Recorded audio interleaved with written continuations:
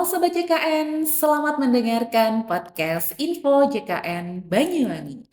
Bareng lagi dengan Rina, di kesempatan kali ini kita mau ngobrol-ngobrol seputar panduan layanan peserta Jaminan Kesehatan Nasional atau peserta JKN.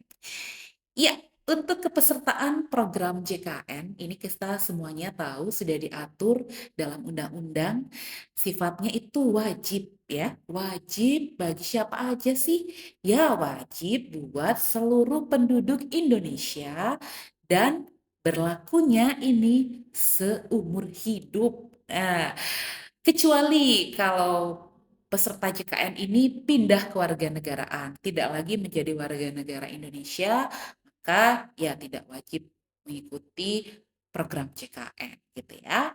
Kemudian untuk identitas peserta JKN, nomor identitas peserta JKN adalah nomor identitas kependudukan atau yang biasanya kita sering singkat NIK gitu ya, atau merupakan nomor identitas kartu tanda penduduk atau kartu identitas anak, dan juga yang tertera di kartu keluarga yang diterbitkan oleh instansi pelaksana sesuai ketentuan peraturan perundang-undangan.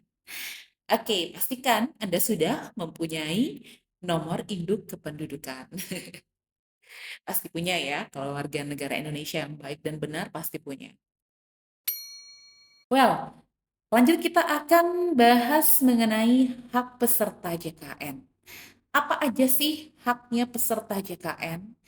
Di antaranya, satu, hak peserta JKN itu menentukan fasilitas kesehatan tingkat pertama yang diinginkan pada saat mendaftar.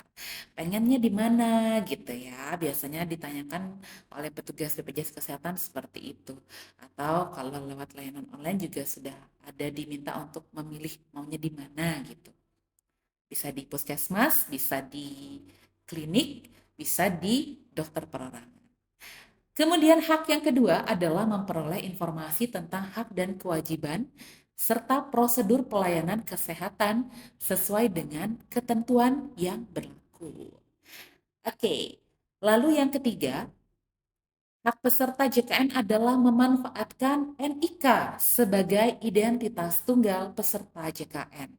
Jadi apabila kartunya mungkin dulunya pernah pegang kartu BPJS Kesehatan atau kartu JKN yang warnanya hijau putih, nah itu hilang misalkan seperti itu. Tenang. Jadi NIK atau KTP bisa digunakan sebagai identitas tunggal peserta JKN. Nah, bisa juga ya kalau lewat aplikasi mobile JKN kan ada tuh KIS digital. Itu bisa juga dipakai untuk berobat atau untuk periksa gitu ya. Kemudian hak peserta JKN adalah memanfaatkan atau mendapatkan manfaat pelayanan kesehatan di fasilitas kesehatan yang bekerja sama dengan BPJS Kesehatan. Jelas ya.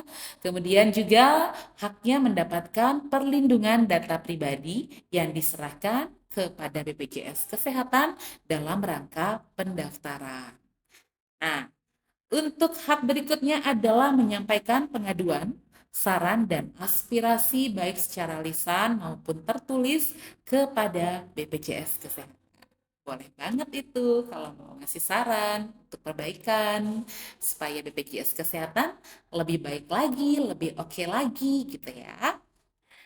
Oke, kalau tadi kita udah membahas yang namanya hak-hak peserta JKN. Sekarang kita coba melihat ke kewajibannya ya. Nah, untuk bisa mendapatkan hak sebagai peserta JKN, pastinya ada kewajiban peserta JKN yang harus dipenuhi juga. Di antaranya yaitu mendaftarkan diri dan anggota keluarganya sebagai peserta JKN. Kemudian membayar iuran secara rutin setiap bulannya sebelum tanggal 10. Oke, ada motor lewat. Yang ketiga, kewajiban peserta JKN adalah memberikan data diri dan anggota keluarganya secara lengkap dan benar. Jadi bukan hanya lengkap, tetapi juga benar. Ya. Oke, kita lanjut yang keempat. Untuk kewajiban peserta JKN adalah melaporkan perubahan data diri dan anggota keluarganya ya. Misalnya ada perubahan golongan, ada perubahan pangkat, upah, pernikahan, perceraian, mungkin juga ada yang kelahiran, ada kematian, alamat domisili, email, dan juga nomor HP. Nah, itu bisa kalau misalnya ada perubahan di data dirinya, bisa dilaporkan ke BPJS Kesehatan. Oke, kita lanjut lagi untuk kewajiban peserta. Setelah melaporkan perubahan data diri, pastikan juga peserta JKN ini menjaga identitas peserta JKN agar tidak dirusak, tidak hilang, atau dimanfaatkan oleh orang yang tidak berhak gitu ya. Kemudian mentaati prosedur dan ketentuan untuk memperoleh manfaat pelayanan kesehatan yang telah ditetapkan. Well, selanjutnya untuk kewajiban peserta JKN, pastikan agar Anda melaporkan kepada BPJS Kesehatan apabila ditemukan ketidakpatuhan pemberi kerja dalam pendaftaran peserta. Nah, ini apabila Sobat JKN adalah seorang pekerja yang bekerja di sebuah perusahaan, kantor, badan, atau apapun itu lembaga mungkin yang mendapatkan upah berarti ya Sobat JKN setiap bulannya, dipastikan bahwa Sobat JKN harus memastikan diri bahwa pemberi kerja Sobat JKN sudah mendaftarkan Sobat JKN ke BPJS Kesehatan. Itu. Jadi kalau mau dapatin hak sebagai peserta JKN, kewajiban sebagai peserta JKN juga wajib dipenuhi gitu ya. Oke, kita lanjut lagi untuk tata cara pembayaran iuran. Nah, untuk yang membayar iuran ini diantaranya adalah peserta PBPU atau pekerja bukan penerima upah dan juga PPU atau pekerja penerima upah. Ketentuannya seperti apa sih gitu ya? Untuk PBPU itu pembayaran sudah mudah sekali sekarang itu bisa melalui auto debit di bank yang bekerja sama dengan BPJS Kesehatan. Nah, pendebetannya bisa dilakukan pada tanggal 5 dan 20 atau setiap kelipatan 5 hari. Nah, itu akan dilakukan auto debit. Jadi, misalnya ada yang pilih tanggal 5 bisa, mau tanggal 20 juga bisa gitu ya. Kemudian pastikan juga nih saldo di rekeningnya cukup pada saat dilakukan pendebetan gitu ya. Dan juga jumlah iuran yang didebet sesuai dengan perhitungan jumlah peserta yang terdaftar di BPJS Kesehatan. Untuk kelas 1 ya, saat ini Rp150.000 per orang per bulan, kelas 2 Rp100.000 per orang per bulan, dan untuk kelas 3 Rp42.000 per orang per bulan, tetapi 7.000-nya sudah disubsidi oleh pemerintah. Sehingga Sobat JKN apabila memilih kelas 3 itu cukup membayar Rp35.000 per orang per bulan. Oke, itu adalah tadi mekanisme pembayaran melalui auto debit. Kemudian, bagaimana untuk pembayaran melalui uang elektronik? Nah, ini juga bisa dilakukan pendebetannya dilakukan setelah 14 hari sejak tanggal pendaftaran.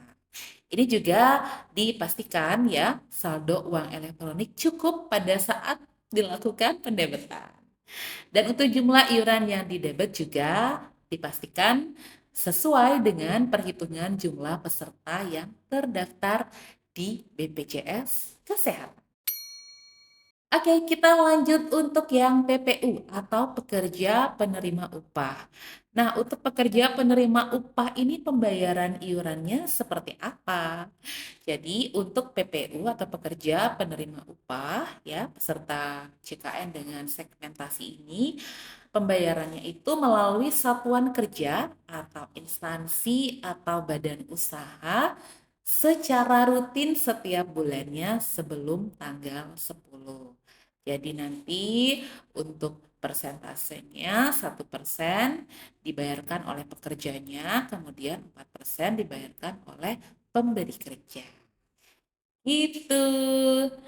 Kita lanjut lagi untuk tata cara melakukan update data peserta. Boleh ya?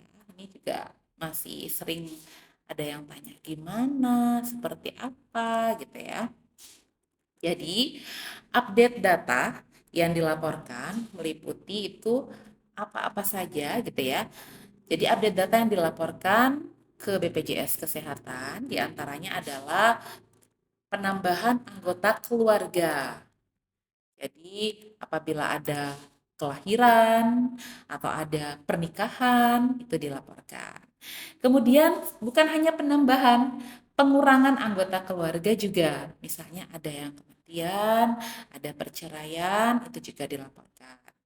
Dan juga domisili, misalnya nih, pindah domisili. Nah, itu juga dilaporkan ke BPJS Kesehatan, termasuk juga apabila ganti nomor handphone dan alamat email.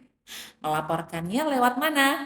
Nah, itu sesuai dengan kanal-kanal yang sudah kita pernah bahas di podcast-podcast sebelumnya ya. Di antaranya bisa lewat aplikasi mobile JKN, bisa lewat WA, pelayanan dari WA di 08118165 atau juga bisa melalui BPJS Kesehatan Care Center 165. Oke, kalau tadi kita udah bicara mengenai update data peserta. Apalagi ya yang mau kita obrolin? Oke, kita ngobrolin tentang cara mendapatkan penjaminan pelayanan kesehatan. Nah, ini untuk Sobat JKN yang mungkin dalam kondisi tidak sehat, mau memeriksakan diri, pastikan ya, Sobat JKN agar mengunjungi fasilitas kesehatan tingkat pertama yang dipilih saat melakukan pendaftaran. Tadi, terdaftarnya di mana? Di puskesmas, di klinik, atau di dokter perorangan. Apabila diperlukan penanganan lebih lanjut, pastinya Sobat JKN akan dirujuk ke fasilitas kesehatan rujukan tingkat lanjutan sesuai dengan kebutuhan medis dan tingkatannya gitu ya. Karena ada tingkatan-tingkatannya juga tuh untuk rumah sakit. Kemudian untuk Sobat JKN penderita penyakit kronis dengan kondisi stabil dan memiliki rekomendasi dari dokter spesialis atau subspesialis.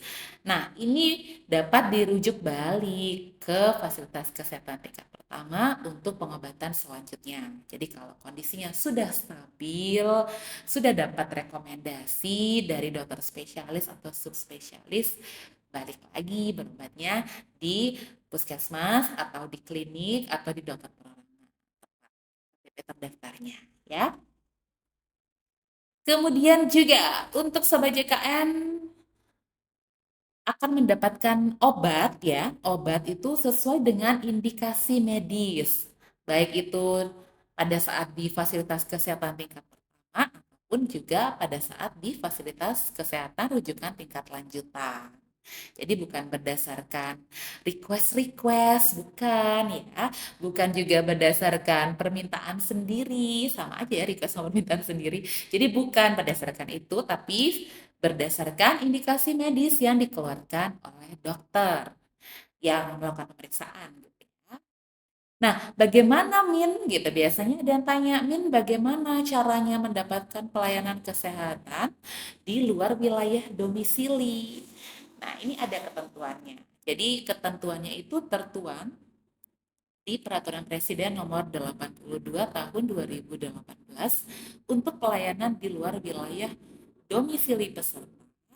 Itu peserta bisa datang ke fasilitas kesehatan tingkat pertama tempat peserta terdaftar ya, maupun di FKTP lain ya atau di fasilitas kesehatan tingkat pertama lain di luar tempat peserta terdaftar yang bekerja sama dengan BPJS Kesehatan terdekat.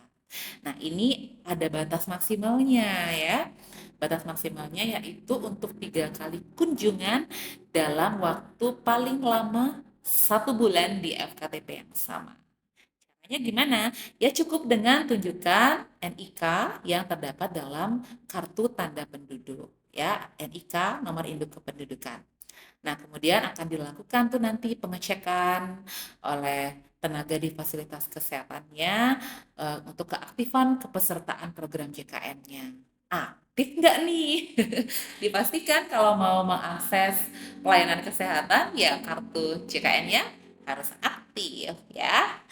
Oke, itu dia kurang lebih yang bisa kita obrolin di sore hari ini di podcast edisi kali ini untuk panduan layanan peserta JKN.